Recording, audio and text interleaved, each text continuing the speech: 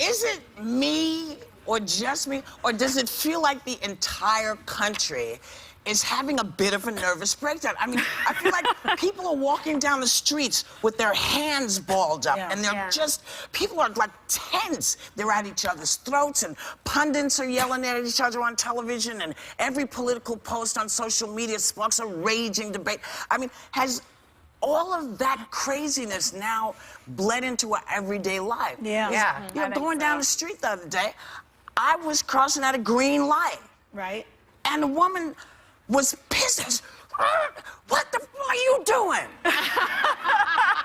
I said, I'm crossing the street at the green light. That was you? Oh, That was me. And she went home and was like, I almost ran over Whoopi Goldberg. And I just thought, You were in the right also. Yeah. You were correct. people are, Yeah, it feels like they're not paying attention to what they don't.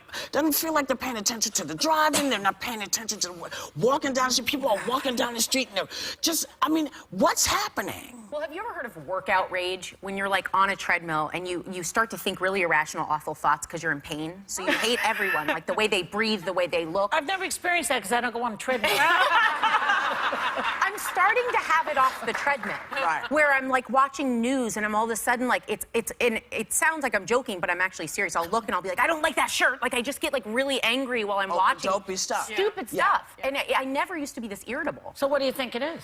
I think it's a worldwide nervous breakdown. Yeah, it could be. I mean, I certainly am hyper vigilant, and I'm constantly, like Joy, reading the news.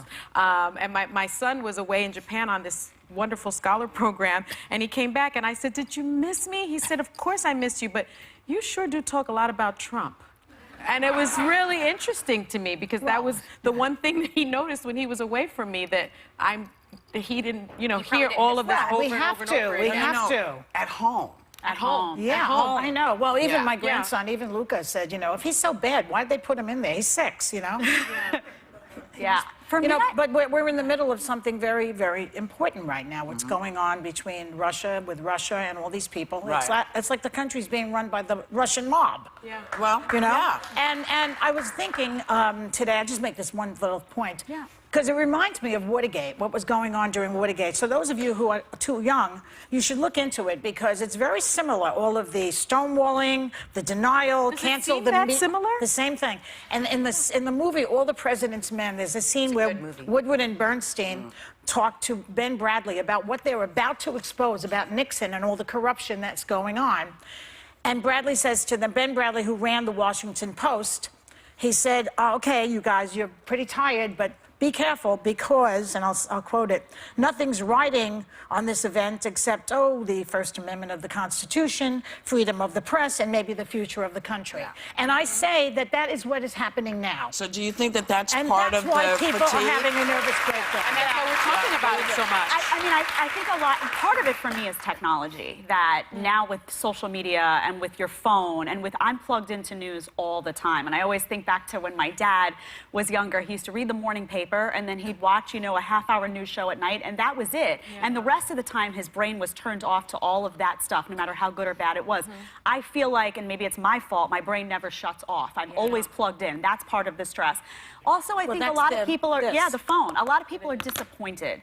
I think Democrats are disappointed because they felt they wanted Hillary to win. I think Republicans and a lot of conservatives are disappointed because they feel like Trump is tarnishing the conservative brand. I think people are angry and they're disappointed and they're frustrated, and that just comes out in anxiety that's just directed outward. I know for me, that's what I'm doing. I'm just directing it outward. I'm mad and I don't know where to put it. They're going to have to put Prozac in the water, is how I see it.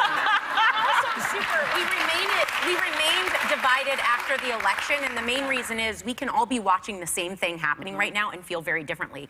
I'm watching it and seeing one thing. Then you watch a story about people that were Trump supporters, and they're like, he's doing a great job, I'm really psyched. The fact that the two realities are so far from each other is part of the problem. My friend Richard Dreyfuss says that part of the problem also is that because we don't teach civics, people don't recognize the things that shouldn't be happening in our society because they're not things that they've had for the last 45 years taught in school. So I just was wondering if other people were feeling it.